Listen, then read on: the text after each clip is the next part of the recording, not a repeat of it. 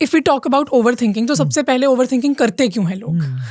हो जाता है। हाँ, क्यों हो जाता है? मतलब आइडियली होना नहीं है। हर कोई नहीं करता. कुछ लोग होते हैं रिलैक्स चिल माइंडसेट, बट कुछ लोग होते हैं जो बहुत ज़्यादा सोचते हैं, हर चीज़ के बारे में उसको ओवर एनालाइज करना, ओवर थिंक करना. क्यों होता है कुछ लोगों के साथ ऐसा? देखो, उसके 2-3 कारण हैं. पहला तो एक बहुत बड़ा फैक्टर होता है जेनेटिक्स. उनके फैमिली में सारे लोग would have been somewhere or other overthinkers. Overthinking is also genetic. Yes, overthinking up to a certain extent then becomes anxiety. Anxiety क्या है कि कोई भी कुछ हुआ नहीं है अभी तक, एंटिसिपेशन ऑफ दैट आपको डर दे रहा है, आपको विचार दे रहा है. एक इमोशन जो आपका स्टैटिक रह जाता है और वो निकल ही नहीं पाता है, then it becomes a problem. Low mood static वही रह गया तो डिप्रेशन बन गया. एकदम thinking extra which is not required, वो एंजाइटी बन गया. सो ये सारे इमोशंस है तो नॉर्मल इमोशन. ऐसा नहीं है, मैं कोई भी ऐसा इंसान अभी तक नहीं देखी हूँ वुड से दैट अरे मुझे कभी भी वरी होती ही नहीं है. It's natural to worry, but are you able to come back to the normal state or not? अगर वो वरी से आप वापस नहीं आते हो तो that means it's a problem. तो एक हो गया genetics, दूसरा हो गया epigenetics, which means आसपास के आपका environmental influence क्या था. अगर constantly आप उसी चीज से expose होते हो तो there's something called mirror neurons. तो वही चीज आप फिर mirror करने लगते हो. तो environment has a very important role to play. Environment includes people around you, yes, people situation, around you. circumstances, Absolutely, everything. and also in the childhood. Not just in your adulthood when you're facing it, but also in your childhood when you were growing old. What were the situations and circumstances? What was happening around you? तो वो भी एक back burner पे काम करता patterns. है. Absolutely. The third important thing is कि आप अभी जो आपकी situations है, अभी जो आपकी circumstances है, क्या what is your capabilities to face that? अगर आपकी बहुत ही low capabilities है मान लीजिए और आप ऐसी situation में डालें जहाँ पे बहुत बड़ा gap है, तो जाहिर सी बात है एंजाइटी होने ही वाली है. ये ऐसी बात है कि भाई मैनेजर को सडनली हमने सीईओ बना दिया. आपकी कैपेबिलिटीज तो मैनेजर वाली थी, but now you have to run the job of a CEO. तो वो मुश्किल हो जाता है. So a lot of people misjudge their capacities and the challenges also which comes in. काफी बार ऐसा हमें क्लिनिकली भी देखने को मिलता है. So you have to be mindful about that as well. तो जेनेटिक्स हो गया, एपिजेनेटिक्स हो गया, अपनी कैपेबिलिटीज हो गई, और सबसे चौथा जो अभी फिलहाल के स्टेज में हम जा रहे हैं, ओवर स्टिमुलेशन. अभी मैं कुछ दिनों पहले पढ़ रही थी. पहले तो फोमो था, फियर ऑफ मिसिंग आउट. अब there is something called FOFO also, fear of figuring out. कि मुझे ये है तो मुझे कैसा होगा. So these are all the new age nuances which is non stop, right? अब can you stop signal coming from the traffic outside here? No. Can you stop the environmental pollution? No. Can you stop what the social media is throwing at us? No. तो break बाहर नहीं है, break तो अंदर लानी है. अब वो ब्रेक अगर चले ही नहीं तो जाहिर सी बात है ओवर थिंकिंग होने वाली है. और सबसे जो फिलोसॉफिकल या स्पिरिचुअल एंगल है ऑफ एंजाइटी इज एक्सपेक्टेशन. अपेक्षा मतलब दुख की सुरक्षा. आपने ब्रेन में ना बड़ा इंटरेस्टिंग से चलता है. वो जो मैं किसी के लिए करूं वो अलग तरीके से वो रजिस्टर करता है, लेकिन जो कोई सामने वाला मेरे लिए करे वो एक अलग तरीके से रजिस्टर होता है. So over thinking currently is almost, I can say that it's a norm, but उससे फायदा तो कुछ हो नहीं रहा है. जहाँ पे आपको 100 किलोमीटर पे चलाना था, अब आप 300 किलोमीटर पे अपने ब्रेन को चला रहे हो, तो फायदा तो नहीं है. You will get tired, there'll be fog, there'll be exhaustion. It's not a healthy overthinking. It's not a healthy overthinking. Right. Now let's talk about some practical solutions to avoid overthinking. तो there is something called Parkinson's law in the brain. Parkinson's law ये कहता है कि चलो मेरे पास ये challenge I है या मुझे ये प्रिपेयर करना है. मान लीजिए आपका पॉडकास्ट ही मुझे प्रिपेयर करना है. मेरे पास अगर 2 घंटे होते तो मैं उसी 2 घंटे में कंप्लीट करती. मेरे पास 6 घंटे होते तो मैं 6 घंटे में कंप्लीट करती. मेरे पास 2 दिन होते तो वही चीज मैं 2 दिन में कंप्लीट करती. जितना टाइम होता है उतना स्ट्रेच करते हैं. टाइम होता है उतना ब्रेन उसको स्ट्रेच करता है. तो सेम वे प्रॉब्लम भी जब आता है, जितना आप उसको प्रॉब्लम वो देते हो ना, उतना वो उसके ऊपर सोचता रहता है. So you have to draw a barrier and a line कि भाई मेरे पास ये प्रॉब्लम आया है, मैं इतने दिनों में उसको सोच के फिनिश करूंगी, इतनी मैं हेल्प लूंगी, ये चीजें मैं नहीं करूंगी. And the best thing for over thinking is catharsis. Right it out, late it out. अभी एक स्टडी आया है, this is a beautiful study. People who cry, like people who are in leadership positions also, and they cry, and it is not a sign of vulnerability.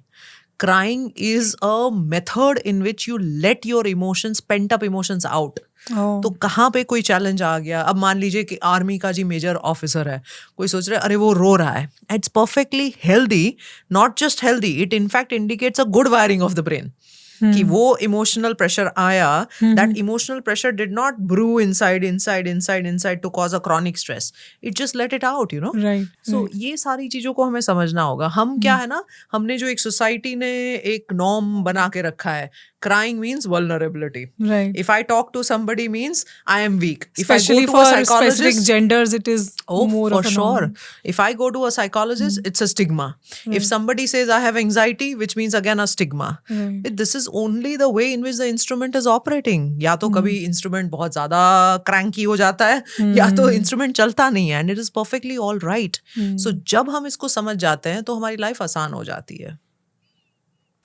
ये जो आपने deal करने के solutions बताए, इसको मैं थोड़ा सा और डिस्कस करना चाहती हूँ, but before that I also want to understand when somebody overthinks, अंदर क्या चल रहा होता है, तब ब्रेन में क्या ऐसा फंक्शन होता है जो अभी आप बता रहे थे कि एक डिफॉल्ट फंक्शन होता है ब्रेन का, but somebody who is prone to overthink, जो रोज सोने से पहले एक्स्ट्रा थॉट्स की जिसको वेव चलती है, उसके दिमाग में क्या डिफरेंटली हो रहा है? 3 या 4 चीजें कॉमन होती है. वैसे तो बहुत सारे केमिकल चेंजेस होते हैं, लेकिन 3 या 4 चीजें कॉमनली हम देखने को मिलती है. सबसे पहला होता है उनका फास्ट रिदम, बीटा, एकदम फास्ट रिदम बीटा ही चलता है, तो there relaxation does not come in, तो उसके ब्रेन में स्ट्रेस के केमिकल्स बढ़ जाते हैं, श्रिंक होना शुरू हो जाता है. The brain literally shrinks. दोनों साइड के जो राइट एंड लेफ्ट का बैलेंस है वो टिप ऑफ हो जाता है. तो हमारे जो सॉफ्टवेयर्स वगैरह में हम जब ब्रेन का एनालिसिस और स्कैन करते हैं तो उसमें एक अल्फा होता है जिसकी हम सिमेट्री देखते हैं, तो राइट साइड ऑफ अल्फा ज्यादा आने लगता है. तो there is a asymmetry in the operationals of the brain. अब 2 ब्रेन दिए हैं, कुछ ना कुछ सोच समझ के ही दिए हैं कि भाई बैलेंस होते हुए जाना है, तो it tips of that balance. The third thing which happens is sleep becomes inefficient. तो उसकी जो एफिकेसी होती है स्लीप की, वो ओवर थिंकर्स में बहुत कम हो जाती है. अब sleep is a nurse to the body. सारे cleaning functions, vacuum cleaning, laundry, जो भी बोलो, सब कुछ स्लीप में हो रहा है, तो वो नींद अच्छे से सो नहीं पाते हैं. अब एक स्टडी आया था कि 7 दिन अगर आप लगातार 7 days, if you don't sleep enough, almost close to 900 genes का परमानेंट डिलीशन हो सकता है. Permanent deletion. So sleep is that quintessential. तो वो उसमें प्रॉब्लम आता है. The fourth thing which happens is chronic stress अंदर जब बॉडी में बिल्ट होता है, तो psycho, neuro, physio, immuno, endocrinology, तो सारे ऑर्गन्स पे भी असर करता है. आजकल हम पीसीओडी बहुत ज्यादा देख रहे हैं, आजकल हम हार्ट के प्रॉब्लम्स यंग लोगों में देख रहे हैं, एथेरोस्क्लेरोसिस देख रहे हैं, शुगर देख रहे हैं. तो all that finally is trickling down to the body. So when your mind is not fit, you can't expect your body to be fit. And just the reverse also. जब आपका body भी बहुत ज़्यादा unfit है.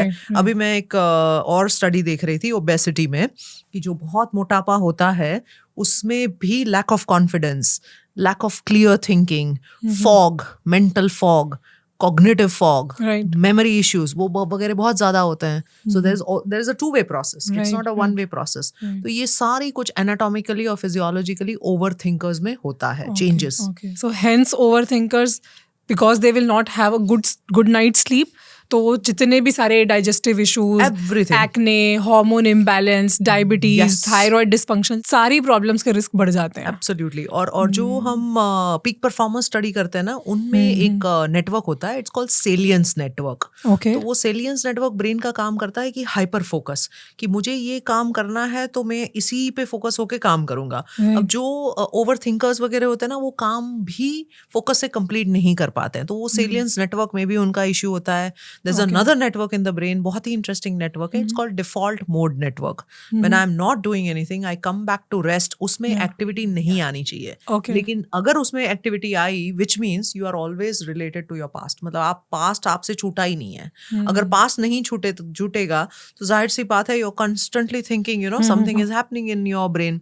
तो जो meditators होते हैं, जो long term meditators होते हैं, उनका DMN बिल्कुल quiet होता है. उनके DMN में कोई activity नहीं होती है, which is very very important. So all this get in together, अगर हम इन सबको इकट्ठा करें, बेसिकली क्या है कि ब्रेन की वाट लगी है. So we have to make sure that we tell them that look, certain activities you cannot do. You cannot compromise on sleep. You cannot compromise on the situations that you are constantly facing. तो अगर आपको मान लीजिए उस situation से थोड़ा सा हटना पड़े, we have to do that sometimes, right? That is extremely important. It is very important कि breathing practices are a part of routine. Very important that meditation comes into play. तो यही सारी rescue modalities है. Okay. A lot of people, at least जिन लोगों से मैं मिलती हूँ जो who are suffering from this problem of overthinking, nobody wants to do it. They want to get rid of it. Even after knowing how bad it is for them, they still are stuck in the loop of overthinking. Yes. वो उनको पता है ये problem है, मैं overthink करती हूँ, मैं सोने से पहले मुझे इतने थॉट्स आते हैं, ओवरथिंकिंग की वजह से नींद नहीं आती है, मेरा दिन खराब हो जाता है, मेरे रिलेशनशिप्स अफेक्ट हो रहे हैं, but they still can't help it. Why they can't help it even after knowing that it's not healthy for them? क्योंकि उनको पता तो है कि हेल्दी नहीं है, लेकिन काम क्या कर रहे हैं उस पे. अगर मेरा कंप्यूटर शट हो जाता है, क्या बोलते हैं, वायरस आ जाता है and it's not functioning properly, तो मुझे कंट्रोल ऑल्टर डिलीट करना पड़ता है. So I have to control my attitude, I have to alter my behaviours and I have to delete my past experiences. अगर मैं वही पास्ट से सेम उससे मैं अपने फ्यूचर को वो करने लगूं तो I can't expect a new result, right? सो उनको they have to step out and say that वो जो भी लगेगा. See it took me almost close to 2.5 years of 3 to 4 hours of Ujjayi every single day. The very rigorous meditation every single day. Routine, ritual to the core, you know, I had to, there was no option for me. So जब आप ये करने लगते हो, then that's it, you know, then the door of performance opens for you. और वो door of performance अपने आप खुलता है, जैसे मैं कहती हूँ. It is not कि हाँ आप बस कोई luck आ जाता है, और it's your efforts which will pay you. But most of the people ना, they want to know. सीखना सब कुछ है लेकिन करना नहीं है. सो knowing is knowing but doing is doing. And why does it happen more with women than men? Is it hormonal or their brain chemistry? क्योंकि ऐसा है, हम ज्यादा लड़कियां, औरतें ओवरथिंक ज्यादा करती हैं. सी ऐसा नहीं है कि मेन भी ओवरथिंक नहीं करते हैं, लेकिन जो ऑब्वियस सा अपीयर होता है वो वुमेन में होता है, because they are naturally expressive. एक कपल है, दिन में कुछ भी इंसिडेंट, कुछ एक्सपीरियंस हुआ, रात को आके बंदा भूल के सो जाएगा, बट द बंदी will keep thinking and over thinking about it कि उस रिश्तेदार ने ऐसे कह दिया, ऐसे क्यों कहा, वैसे क्यों करा. बंदे को ध्यान भी नहीं होगा, उसने शायद नोटिस भी नहीं करा होगा कि ऐसा कुछ हुआ भी था. True, because the way the evolutionary biology was working, तो men we were hunter gatherers. तो मेन जो थे उनका काम क्या था, अच्छा जी हंटिंग लेके घर पे आके लोगों को खिलाना. Their brain works very monofocally, एक ही task at one point in time and no other thing. अब मान लीजिए even if you send a man to a closet, मैं हमेशा ये एग्जांपल देती हूँ, जूते मोजे वहीं पड़े हैं, but they will not find the socks. They will be hunting for the same thing which is right there lying in front of their eyes, because that's how their mind and the brain is functioning. Their brain is more focused. Very monofocal, very monofocal. So एक joke भी है ना कि men के brain में खाली cricket ही मिलेगा और women के brain में खाली shopping मिलेगा. But that's, you know, there are nuances to the way in which the brain operates, right? अब women का क्या है, there is lot of cross connection. So दोनों side की जो brain होती है उसमें बहुत सारी, there is a lot of interrelated activities which are going. उनका जो बीच का corpus callosum होता है, जो connecting bridge होता है, वो काफी strong होता है. So there's a lot of back and forth wiring which is going on. So जाहिर सी बात है, and then they have lot of expression abilities. So they appear to have the same lot of thoughts. Is this why women can also multitask? Yes. And men, even if they want to, they can't do it. मतलब so my husband, वो तो अगर किसी से phone पे बात कर रहे हैं और साथ में अगर मैं कुछ इशारे से बोल रही हूँ ना, no, he can't do that. Not possible. वो कुछ तो गड़बड़ कर ही देंगे. वो यहाँ कुछ बोल देंगे या फिर he'll just lose it. Yes, not possible. ये सब नहीं होगा मेरे से. But I at the same time, मैं फोन पे बात भी कर लूंगी, इधर भी इशारे से कुछ बात कर लूंगी, साथ में कुछ काम भी कर लूंगी. So I can do 10 like multiple things at a time. Because evolutionary wise, you were supposed to be staying at home, taking care of kids, taking care of all the preparation and what is happening around also, and also supporting the males. You know, so it was a I won't call it multitasking from the way we know it, but multi responsibilities. So which is possible for a women's brain, not possible for a man's brain. That's why they say men are from Mars and women are from yes. Venus. There is a beautiful book by Alan Barbara and Peace. It is why women can't read road maps, and it's a beautiful, very very hilarious book where all these differences and nuances are mentioned. And in that they very jokingly say that if you want to understand a man, the best thing is don't try to understand. So that will be the last thing that you want, and the same way it applies to the women as well. Now there are people, including myself, who at times overthink, but मेरे साथ क्या होता है, मैं अच्छी चीज़ों को overthink बहुत करती हूँ.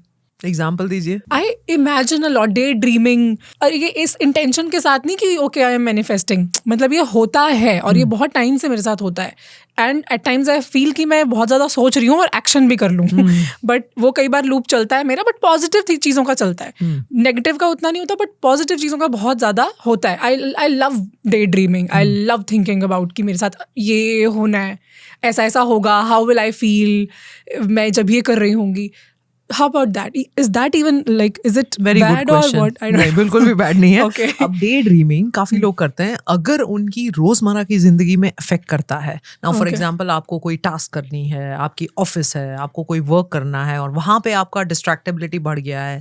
Day dreaming is impacting that, then attention deficit ADD has to be taken into account. But if it is just as a feeling of and I keep doing the same, but I also intensely feel that thing कि हाँ ये 10,000 people are listening to this particular thing and this has to be taught to the people etc and all, which is perfectly fine because जो feeling आप introduce करते हो brain में, brain starts preparing those chemicals और कहीं ना कहीं वही चीज आपकी लाइफ में आ जाती है. और वो बड़ा सा हम हुला करके manifestation कहते हैं, लेकिन manifestation is deep science. Sometimes I intentionally use it to fall into sleep, क्योंकि मुझे पता है रात को अगर नींद नहीं आ रही ना तो रैंडम थॉट से बेटर है let me start thinking of my better future, perfect, the way I want it to be, and that excites me. और वो मुझे इतना वो मेडिटेटिव कर देता है कि मुझे नींद आ जाती है. In fact, that state just before going to sleep is a natural theta.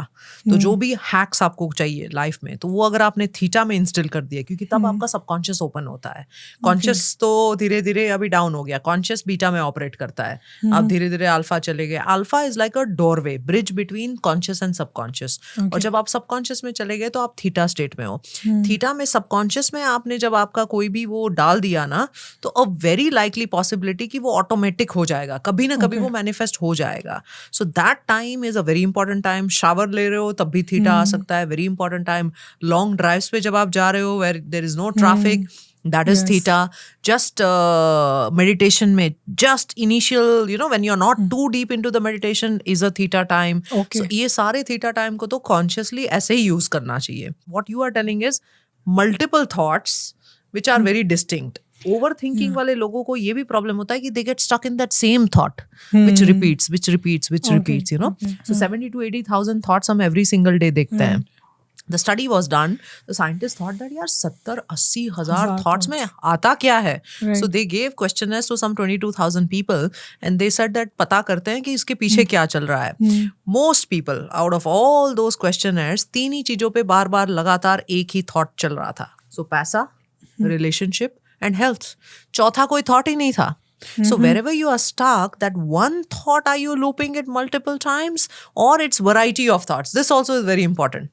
Most of the times overthinking we call, the same thought does not leave you. It's like a ghost. वो चिपक जाता है आपके साथ और वही चीज बार बार वही चीज, and that is not healthy. If you are not able to get out of that or get over with it, that's unhealthy. And some people's brain is bound to overthink, as in अगर अभी late से उनकी life में कोई currently a problem है और वो उस ए प्रॉब्लम के बारे में सोचते जा रहे हैं, परेशान है, ओवरथिंक करते हैं, एंग्जाइटी ले रहे हैं, सब कुछ है, and let's say that a problem vanishes away, वो हट जाती है. Now they will find another problem B and then they will start overthinking about it. Their brain will always need something. Correct. उसको फीड करने के लिए कि अब मैं आज किस चीज के लिए परेशान हूँ. अगर वो बी ठीक भी हो जाएगी, लेट्स से फिक्स हो गई, तो सी आ जाएगा. सो ऐसा नहीं है कि एक प्रॉब्लम है जो परेशान कर रही है.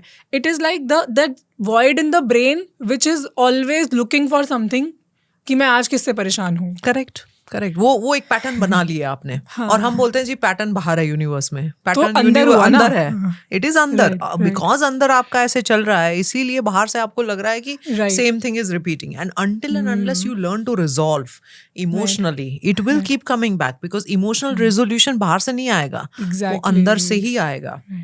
दैट मीन्स प्रॉब्लम भी बाहर कोई इंसान या कोई सर्कमस्टांस या आपका बॉस या कोई रिश्तेदार नहीं है, it's here and it needs to be fixed from because it's how you are dealing with them, how you are reacting. Most of the people जो इमोशनल वाले होते हैं ना, जिनका emotional system is over active, because emotional system and pre frontal cortex are like seesaw. तो emotional system बहुत ज्यादा fire कर रहा है, तो ये वाला प्री फ्रंटल कॉर्टेक्स कहता है ठीक है, you are in charge, then you keep doing it, I am not saying anything. अब ये इन चार्ज है तो उसका तो काम ही ये है फटाफट रिएक्शन करना, सब कुछ झगड़े में कन्वर्ट कर देना सारे। दैट्स द रीजन वाई जब अब झगड़ा भी होता है आप काफी सारी चीजें बोल देते हो, फिर आपको शांति से रियलाइज होता है कि ओह मुझे ये बोलना नहीं चाहिए था, मुझे ये करना नहीं चाहिए था, because those are automatic behaviours. वो स्टॉप, उस टाइम पे आपको स्टॉप करने के लिए बहुत बड़ा प्रीफ्रंटल कॉर्टेक्स का पावर चाहिए। So you have to deep breath, you have to और कंप्लीटली ब्रेक द सर्किट। उस टाइम पे कुछ कंप्लीटली रैंडम करो। फॉर एग्जाम्पल ऐसा कोई कॉन्वर्जेशन वगैरह चल रहा है, go out and take a walk, completely dissociate yourself from that. अगर वो फोन पे चल रहा है तो फोन तो बिल्कुल छोड़ दो, because otherwise it will not leave you, because prefrontal cortex है ही नहीं आपका उस टाइम पे। So you will damage relationships, you will damage a lot of work and everything. So you should be learn to be doing that circuit breaking actively. Which is why it is said that sleep over it. Yes, अगर exactly. कोई अचानक से किसी के साथ कोई grudges या कुछ भी है, so before you गुस्से में स्पेशली गुस्से में कोई डिसीजन नहीं लेना चाहिए। तो अगर गुस्सा आ रहा है या किसी पे कुछ प्रॉब्लम है, sleep over it and then next day आप सोचो। करेक्ट, बिकॉज वहां पे जो कॉम्बिनेशंस आपके पास अवेलेबल है ना, कि ये सोल्यूशनल कॉम्बिनेशंस वो बहुत ही लिमिटेड है। It's bound to be very irrational, it's bound to be bad, it's bound to be reactive, so it's better that you are conscious and aware of it. Right. और ऐसा नहीं है कि नॉर्मल जिंदगी में होता है, कई बड़े बड़े कंपनीज में भी ऐसा ही कम्युनिकेशन होता है। And that's why somewhere you know communication, art of communication is also a depiction of your maturity of the brain, कि कितना मैच्योर तरीके से वो फंक्शन करता है, वो आपका कम्युनिकेशन दिखाता है। And humour is a great way to break the circuit. Really? हाँ बिल्कुल, अगर आपने उस टाइम पे ह्यूमर इन्वॉल्व कर लिया ना, अच्छा। क्योंकि ह्यूमर की जो पाथवे होती है वो कम्प्लीटली अलग होती है, तो वो कहीं और से फायर होती है। तो वो यहाँ से आपका लिम्बिक में फायर हो रहा था, आपने ऑटोमेटिकली ब्रेन के सारे फंक्शंस को ह्यूमर में डाल दिए, एनर्जी इज डिफ्यूज, वो बॉम्ब कैसे डिफ्यूज हो जाता है ऐसे ही आपने वो डिफ्यूज करा दिया। So humour plays a very important role. Humour का दूसरा ये भी है कि जो पीक परफॉर्मर्स होते हैं, जो टॉप ये वगैरह करते हैं, उनके पास जो विट की कैपेबिलिटी होती है या ह्यूमर की जो एबिलिटी होती है वो बहुत ज़्यादा होती है। So they have that brain power कि कभी भी ऐसा होगा, they will use that as that ammunition and then defuse the problem. So is it like humour उसको कवर कर देता है उस प्रॉब्लम को, या फिर एलिमिनेट करता है? Because this is very important. क्या हम उसे सिर्फ सप्रेस, एक इमोशन गुस्सा आया, मैंने ह्यूमर से उसे सिर्फ सप्रेस कर दिया, लेयर ऐड कर दी और अंदर वो फिर भी है, या हट गया, चेंज हो गया? उस टाइम पे तो वो सप्रेस ही हो गया क्योंकि वो कुछ सेकंड्स का आने वाला था, but repeatedly when you keep practising that, possibly it will get eliminated also. So everything has an equation, right? If you are angry, what is the reason for your anger? What is the equation for the anger? Something जो आपने Dzire किया था वैसा नहीं हुआ, इसीलिए आप anger हो गए। Something which was expectation which did not get fulfilled and that's why you are angry. Everything, in fact there's a beautiful book by Chip Conley, it's called Equations, and in that he gives equation of joy, equation of love, equation of anger. Yeah, because all somewhere or other the primal emotions are fixed in the brain. आप अगर सोचो emotions के कोई बहुत सारे emotions नहीं है, rest are all secondary emotions, एक दूसरे से जुड़े हुए। What are the primal emotions? बहुत ही कम है, 7 primal emotions है। So play है, anger है, jealousy है, pride है, happiness है, happiness / joy है, and I think it's sorrow. Yeah, it is also one of sadness. So all these are primal emotions, और वो सबके सेम है, किसी के पास एक्स्ट्रा नहीं है कि ओ जी इसके पास तो ना सैडनेस ज्यादा है। इमोशंस जो हमारी कैपेबिलिटीज है वो सबकी सेम है, लेकिन how that sadness then continues in my life and I am not able to modulate my emotions, I am not able to switch my emotions, वो फिर डिप्रेशन में कन्वर्ट हो जाता है। बट ये इमोशंस तो हमारे कंट्रोल में कैसे हो सकते हैं? ये तो इंसिडेंट्स के कंट्रोल में होंगे ना. अगर किसी के साथ कुछ नेगेटिव इंसिडेंट हुआ और रिपीटेडली हुआ और या लेट्स से ज़्यादा हो रहा है, तो ऑफ कोर्स सैडनेस, सॉरो ज़्यादा आएगा. अगर किसी के साथ अच्छी चीज़ें ज़्यादा होती हैं, रिलेशनशिप्स अच्छे बाय डिफ़ॉल्ट होते हैं, मैं ये नहीं बोल रही मेरे कंट्रोल में, I am saying what is been given to me, that destiny factor. तो अगर मेरे साथ अच्छी चीज़ें होती हैं तो ऑफ कोर्स हैप्पीनेस क्वेश्चन ज़्यादा होगा. सो हाउ कैन आई, आपने बोला कि उनको मॉनिटर करना या गॉज करना, how can I really do it like all the time? वही तो है कि if that are not in your control, अगर वो ऑटोमेटिक हो रहे हैं और आप बिल्कुल उसके उसमें नहीं है, you know, it is dragging you down, sadness will drag you down, and then you take a while to come out of it. वही तो peak performance का वो हो गया ना. The moment I'm sad, I know that this is the reason. I say that that's it, you know, I resolve this sadness and I move on, and my next emotion kicks in, and then my next emotion kicks in, you know. So I cannot make, वो वश में मुझे नहीं करना चाहिए, वो मैं उसके ही उसमें हो जाऊं, that is not right. I cannot become a slave to that emotion. Most people have that problem, so they cannot dissociate, they cannot disengage. Is it like you should have the remote control of your emotions in your hand? And that remote control is breath. और कोई remote control नहीं है, वो remote control केवल और केवल breathing है. Only breathing, the only thing. अगर मैं बोलूँ कि माइंड को जी ओवर थिंकिंग कम करो, कोई रास्ता नहीं है. But the moment that breathing if I bring down, automatically अगर मैं योगिक ब्रीदिंग करा दूं 5.5 ब्रेथ अ मिनट, जो 15-16 ब्रेथ पर मिनट पे चल रहा था, माइंड विल अपने आप शांत हो जाएगा, अपने आप इमोशंस का रिजोल्यूशन चालू हो जाएगा. It will happen automatically. Okay. Thank you so much for watching this clip. This clip was a part of a full podcast जिसमें हमने और भी बहुत सी insightful बातें की हैं, and I'm sure that you're going to love it. अगर आप पूरा एपिसोड एंजॉय करना चाहते हैं तो उसका लिंक डिस्क्रिप्शन में है.